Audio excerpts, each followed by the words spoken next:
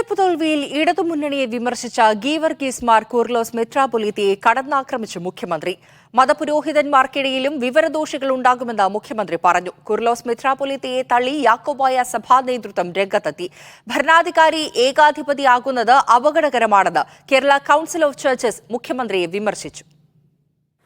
ധാർഷ്ട്യവും ധൂർത്തും ഇനിയും തുടർന്നാൽ വലിയ തിരിച്ചടികൾ നേരിടുമെന്നും എപ്പോഴും പ്രളയവും മഹാമാരികളും രക്ഷയ്ക്കെത്തില്ല എന്നുമായിരുന്നു ഗീവർഗീസ് മാർ കൂറിലോസ് മെത്രാപ്പൊലീത്തയുടെ ഫേസ്ബുക്കിലൂടെയുള്ള വിമർശനം.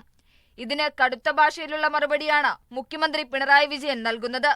പ്രളയമാണ് അന്ന് ഈ സർക്കാരിനെ വീണ്ടും അധികാരത്തിലേറ്റാൻ ഇടയാക്കിയത്.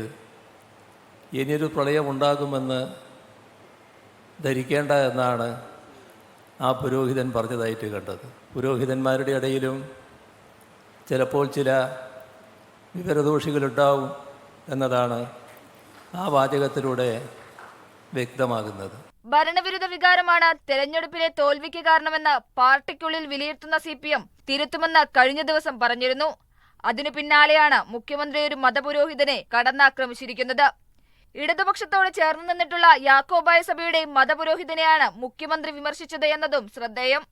അതേസമയം ഗീവർഗീസ് മാർ കൂറിലോസിന്റെ പ്രസ്താവന സഭയുടെ നിലപാടോ അഭിപ്രായമോ അല്ലെന്ന് യാക്കോബായ സഭാ നേതൃത്വം പറഞ്ഞു. സഭയിലെ ഔദ്യോഗിക ചുമതലകളിൽ നിന്നും വിരമിച്ച കൂറിലോസിന്റേത് വ്യക്തിപരമായ അഭിപ്രായമാണെന്നും സഭാ ഭാരവാഹികൾ വ്യക്തമാക്കി. അതിനിടെ കൂറിലോസിന് പിന്തുണയുമായി കേരള കൌൺസിൽ ഓഫ് ചർച്ചസ് രംഗത്തെത്തി. വിമർശനങ്ങൾ ഉൾക്കൊള്ളാൻ തയ്യാറാകാത്തത് ഏകാധിപതികളുടെ പ്രത്യേകതയാണ്.